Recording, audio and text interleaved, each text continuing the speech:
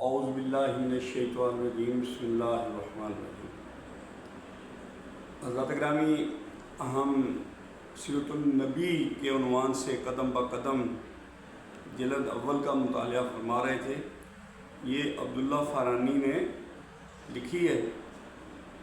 ابھی ہم جو لوگ ایمان لائے ان میں اب 5ویں آدمی تک ہم پہنچے ہیں۔ سب سے پہلے حضرت ختیجہ رضی اللہ تعالیٰ عنہ، مولا علی مشکل کشا علیہ السلام، اس کے بعد پھر سیدنا حضرت ابوبکر صدیق، اور اب 5واں آدمی جو ہے نا وہ ہے حضرت ابو ذر غفاری رضی اللہ تعالیٰ عنہ۔ وہ اپنے اسلام لانے کا واقعہ کچھ یوں بیان فرماتے ہیں: حضرت صلی اللہ علیہ وسلم پر وحی آنے سے بھی 3 سال پہلے سے میں اللہ تعالیٰ کے لیے نماز پڑھا کرتا تھا، اور جس طرف اللہ تعالیٰ میرا رخ کر دیتے میں اسی طرف چل پڑتا تھا۔ اسی زمانے میں ہمیں معلوم ہوا کہ مکہ معظمہ میں ایک شخص ظاہر ہوا ہے، اس کا دعویٰ ہے کہ وہ نبی ہے۔ یہ سن کر میں نے اپنے بھائی انیس، تم اس شخص کے پاس جاؤ، اس سے بات چیت کرو اور آ کر مجھے اس بات چیت کے بارے میں بتاؤ۔ چنانچہ انیس نے نبی کریم صلی اللہ علیہ وسلم سے ملاقات کی۔ جب وہ واپس آئے تو میں نے ان سے آپ صلی اللہ علیہ وسلم کے بارے میں پوچھا۔ انہوں نے بتایا: اللہ کی قسم، میں ایک ایسے شخص کے پاس سے آ رہا ہوں جو اچھائیوں کا حکم دیتا ہے اور برائیوں سے روکتا ہے۔ اور ایک روایت میں ہے کہ میں نے تمہیں اس شخص کے دین پر پایا ہے، اس کا دعویٰ ہے کہ اسے اللہ نے رسول بنا کر بھیجا ہے۔ میں نے اس شخص کو دیکھا ہے کہ وہ نیکی اور بلند اخلاق کی تعلیم دیتا ہے۔ میں نے پوچھا: لوگ اس کے بارے میں کیا کہتے ہیں؟ انیس نے بتایا: لوگ اس کے بارے میں کہتے ہیں کہ یہ کاہن اور جادوگر ہے، مگر اللہ کی قسم وہ شخص سچا ہے اور وہ لوگ جھوٹے ہیں۔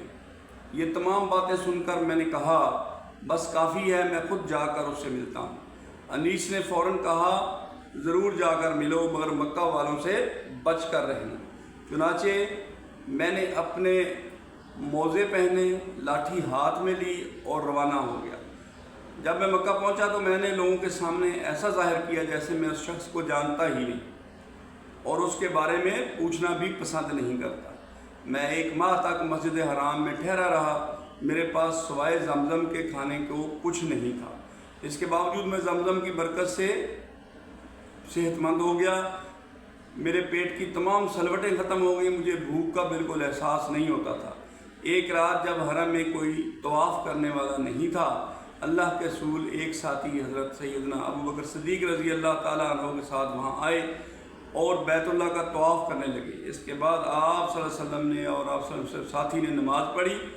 جب آپ نماز سے فارغ ہوئے تو میں نے آپ کے نزدیک جا کر بولا: السلام علیکم یا رسول اللہ صلی اللہ علیہ وسلم، میں گواہی دیتا ہوں کہ اللہ تعالیٰ کے سوا کوئی عبادت کے لائق نہیں، اور یہ کہ محمد صلی اللہ علیہ وسلم اللہ کے پیارے رسول ہیں۔ میں نے محسوس کیا کہ نبی اکرم صلی اللہ علیہ وسلم کے چہرے پر خوشی کے آثار نمودار ہو گئے۔ پھر آپ نے مجھ سے پوچھا: تم کون ہو؟ میں نے جواب میں کہا: جی میں غفار قبیلے کا ہوں۔ آپ نے پوچھا: یہاں کب سے آئے ہو؟ میں نے عرض کیا: 3 دن اور 3 راتوں سے یہاں میں ہوں۔ آپ نے پوچھا: تمہیں کھانا کون کھلاتا ہے؟ میں نے عرض کیا: میرے پاس سوائے زمزم کے کوئی کھانا نہیں، اس کو پی پی کر میں صحت مند بھی ہو گیا ہوں، یہاں تک کہ میرے پیٹ کی تمام سلوٹیں تک ختم ہو گئی ہیں اور مجھے بھوک کا بالکل احساس نہیں ہوتا۔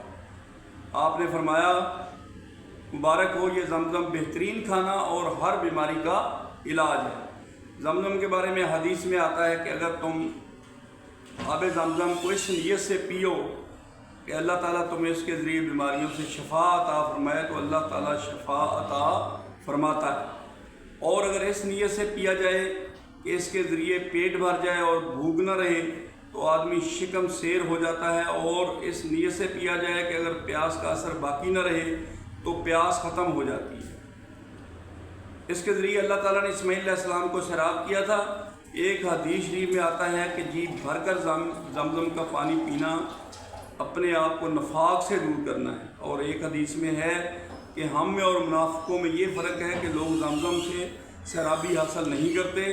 ہاں تو بات ہو رہی تھی حضرت سیدنا ابوبکر غفاری رضی اللہ تعالیٰ عنہ کی۔ کہا جاتا ہے ابو ذر غفاری رضی اللہ تعالیٰ عنہ پھر میں نے وہاں سے واپس روانہ ہوا اور اپنے بھائی انیس کے پاس آیا۔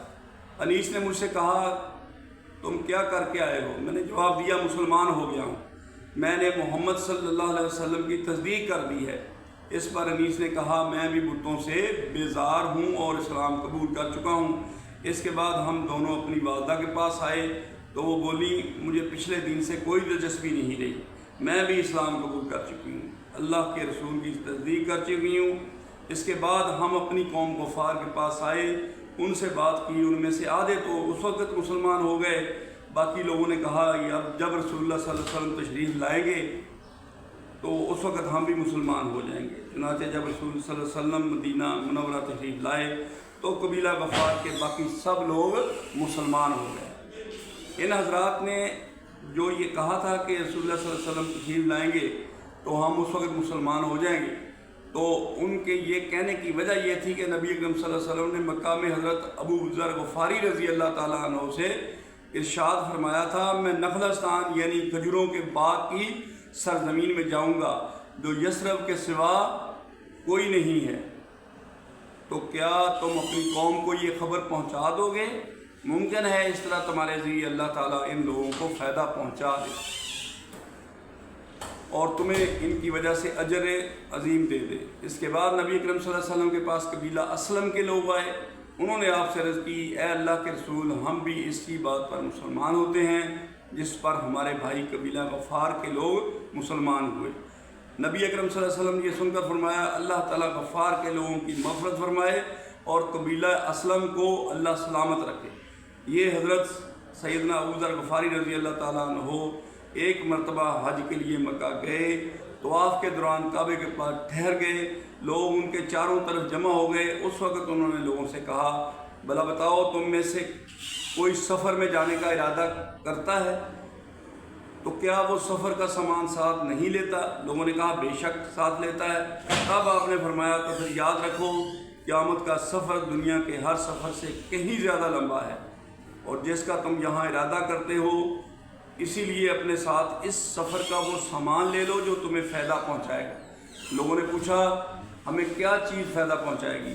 حضرت ابو ذر غفاری رضی اللہ تعالیٰ عنہ بولے بلند مقصد کے لیے حج کرو، قیامت کے دن کا خیال کر کے ایسے دنوں میں روزے رکھو جو سخت گرمی کے دن ہوں، اور قبر کی وحشت اور اندھیرے کا خیال کرتے رہو، رات کی تاریکی میں اٹھ کر نمازیں پڑھو۔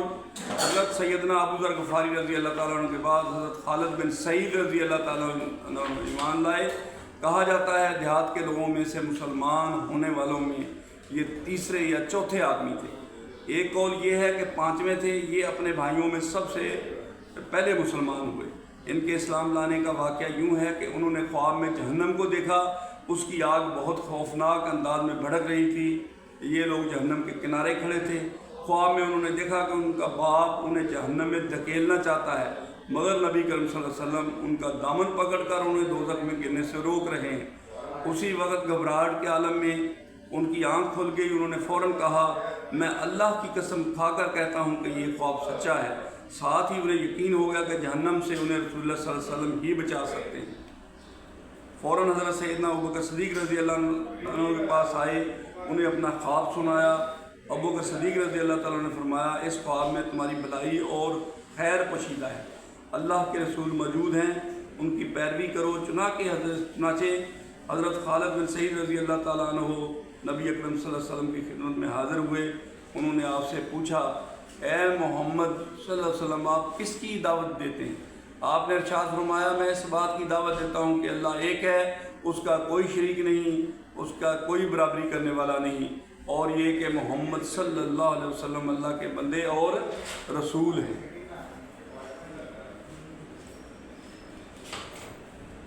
اور تم جو یہ پتھروں کی عبادت کرتے ہو اس کو چھوڑ دو، یہ پتھر نہ سنتے ہیں نہ دیکھتے ہیں، نہ نقصان پہنچا سکتے ہیں نہ فائدہ پہنچا سکتے ہیں۔ یہ سنتے ہی حضرت خالد بن سعید رضی اللہ تعالیٰ عنہ مسلمان ہو گئے۔ ان کے والد کا نام سعید بن عاص تھا۔ اسے بیٹے کے اسلام قبول کرنے کا پتہ چلا تو آگ بگولا ہو گیا، بیٹے کو کوڑے سے مارنا شروع کیا، یہاں تک کہ اتنے کوڑے مارے کہ کوڑا ٹوٹ گیا۔ پھر اس نے کہا تو نے محمد صلی اللہ علیہ وسلم کی پیروی کی حالانکہ تو جانتا ہے وہ پوری قوم کے خلاف جا رہا ہے، وہ اپنی قوم کے معبودوں کو برا بھلا کہتا ہے۔ یہ سن کر حضرت خالد بن سعید رضی اللہ تعالیٰ عنہ بولے، اللہ کی قسم جو پیغام لے کر وہ آئے ہیں میں نے اسے قبول کر لیا ہے۔ اس جواب پر وہ بڑا غضبناک ہوا اور بولا، خدا کی قسم میں تیرا کھانا پینا بند کر دوں گا۔ حضرت خالد بن سعید رضی اللہ تعالیٰ عنہ نے جواب دیا، اگر آپ میرا کھانا پینا بند کر دیں گے تو اللہ تعالیٰ مجھے روٹی دینے والا ہے۔ تنگ آ کر سعید نے اپنے بیٹے کو گھر سے نکال دیا، ساتھ ہی باقی بیٹوں سے کہا، اگر تم میں سے بھی کسی نے بھی اس سے بات چیت کی تو میں اس کا بھی یہی حشر کروں گا۔ حضرت خالد بن سعید رضی اللہ تعالیٰ عنہ گھر سے نکل کر حضور پاک صلی اللہ علیہ وسلم کی خدمت میں آ گئے۔ اس کے بعد وہ آپ کے ساتھ ہی رہنے لگے، باپ سے بالکل بے تعلق ہو گئے، یہاں تک کہ جب مسلمانوں نے کافروں کے مظالم سے تنگ آ کر حبشہ کی طرف ہجرت کی تو یہ ہجرت کرنے والوں میں پہلے آدمی وہ خود ہی تھے۔ حضرات گرامی، یہ تھا قبول اسلام کرنے والا ایک اور واقعہ۔ اسی طرح ہم انشاءاللہ تعالیٰ ایک ایک کر کے سب کو دہراتے جائیں گے اور ہمارا جو سلیبس ہے یہ مکمل ہوتا جائے گا، جو کہ سیرت النبی کے حوالے سے۔ اس کے ساتھ ہی ہم اللہ سے دعا کرتے ہیں کہ ہمیں اللہ تعالیٰ اسلام پہ چلائے اور اس پر عمل کرنے کی توفیق عطا فرمائے۔ وآخر دعوانا الحمدللہ رب العالمین۔